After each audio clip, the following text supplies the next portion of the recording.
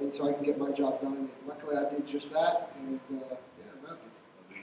Obviously, both up to the main event. I mean, I guess it really didn't change anything in terms of like it's still a 3-round fight, same opponents. I mean, with that stuff that was going on, did it impact you at all, or did you just not even think about it? How did it affect you?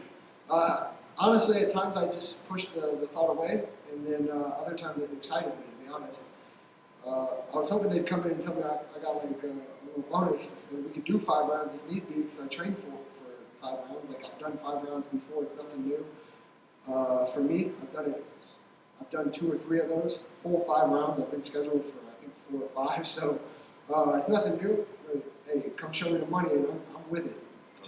So obviously, first round comes out, more striking than anything else. You're able to stuff the takedown. I guess how was it playing out versus your expectations? Did you think this was going to be more of a grappling-based fight, or did you want it to play out on the feet as much as it did? My ego says just go out, jump guard, see what's up. That's my ego, right? But my intelligence and my skill says let's test him where he's not so good at. But honestly, I felt like he would get me down at some point. My coaches, my team, my brother right there, Tuco, they told me he's not going to get you down. He's not going to get you down.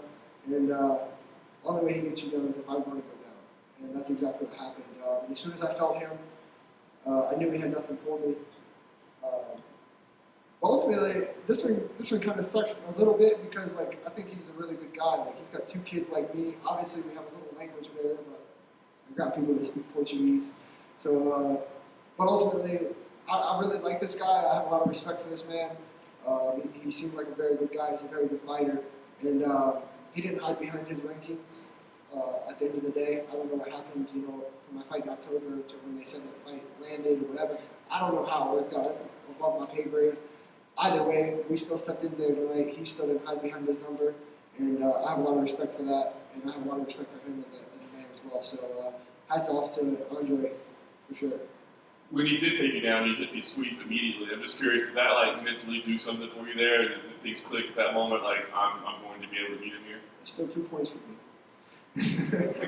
No, I think it was just reassured what my circle has been telling me. Like, I think sometimes I've lacked. Obviously, I've talked about it with the sports psychologist and lacking mentally, and I think good self-talk, using like a cookie jar method of things that I've done in the past that I know I can do.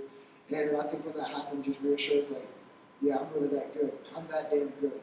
And it just opens me up to be more of myself, show more of me. And when I'm aware and I'm in the moment and I'm present and I'm Brendan Allen, I'm good enough. I'm damn good enough. And no matter what happens, I feel like that's really my thing right now. As long as I'm Brendan Allen, no matter if I win or lose, I can take my hat off and look in the mirror and be proud of what I've done. Win or lose, as long as I'm myself, they're going to have to be damn good to beat me. So ultimately, at this moment again, I'm just very happy. That's awesome. Well said. Last thing for me, I know you're focused on the family the most right now, but in the cage, you rattled off a couple different names that all made sense to you. I mean, you had plenty of options. Is there any one of them that means more than anything else, or does the opponent not really matter to you? At this point, I'm not really trying to chase anything. Obviously, I'm a super competitive guy. Obviously, I really like Sean and Chris. I think they're very good guys. Like, we talked for 40 minutes the other day at the PI in the cafeteria. That's just business, and obviously there's a lot of eyes if I fight Strickland again, especially coming off my win, and he's fought the champion before, so I feel like that really sets a statement. But I understand how the business works a little bit, so I'm okay with fighting someone new, and that's why I gave the 2 names of Dricus and Jack. I feel like me and Jack were supposed to line up a couple times, and it didn't happen. Obviously, they were super short notices, both of them, when they asked me. One of them I was hurt, the other one I was hurt and not training at all, so I can't gamble two things against me. So, again, full camp. I'll fight any man on this planet. I'm not hiding behind nothing. Full camp. I'm a dangerous guy, so we can run it whenever with whoever. I don't care who it is. I'm the best in the damn world, and I'm going to keep showing that. Brendan. Hey, Brendan, nice to meet you. You got that top 15 ranking, man. How's that feel? Yeah, we'll see. Who knows? They might fucking put me at 14, man. They hate me. But, yeah, I don't know. I feel like I should be 10 or 11 based on how the rankings are going to be. I don't know. I don't really care. It's cool. It's good to show my kids. Obviously, they're real little, but shit, I'm about to get bougie, like I don't know nobody. Tuco, who are you? You know, it feels good. It's a check off the list. It's something that I've put a lot of effort, a lot of time, a lot of sacrifices. I've sacrificed a lot in my life, in my personal life, to achieve goals that not many humans can do. At the end of the day, that's how I look at this. There's not many men, there's not many women that can do what we're out here doing. There's a lot of people that want to do what we're doing, but they can't do what we're doing, especially at this level. And he's gonna hate me. What's up? Do you feel like this win over Muniz, your submission win over him, kind of cements you as the best grappler in the middleweight division? I'm not one. I am him.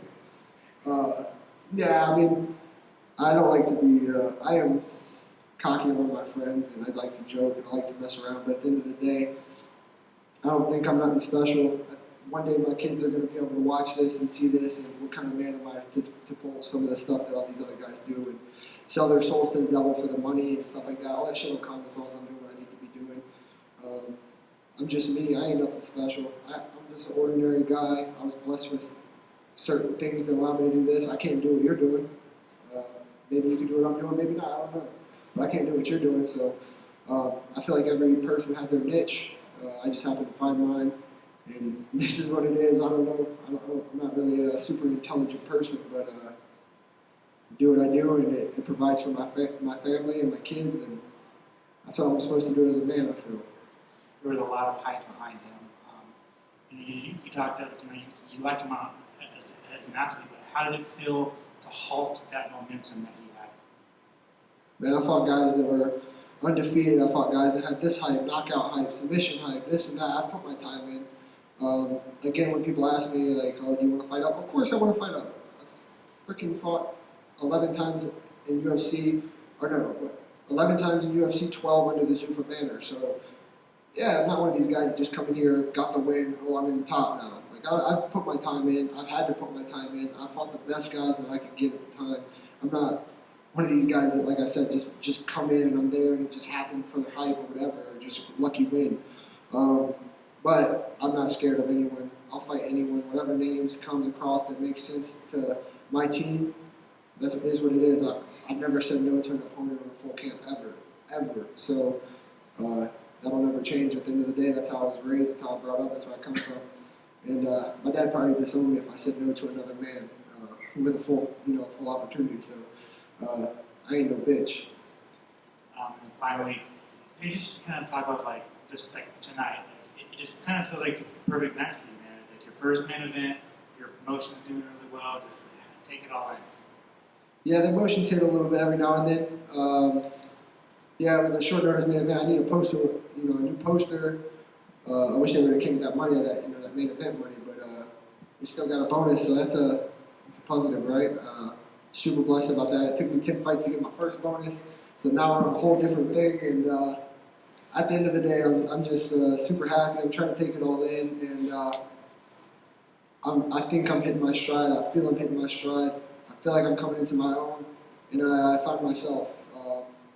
I feel like I found myself in fighting, in my personal life as well. Like I feel like I'm in a very good spot in my life at the moment, and yeah, I'm just very happy, very blessed to be here. Congrats. Thank you.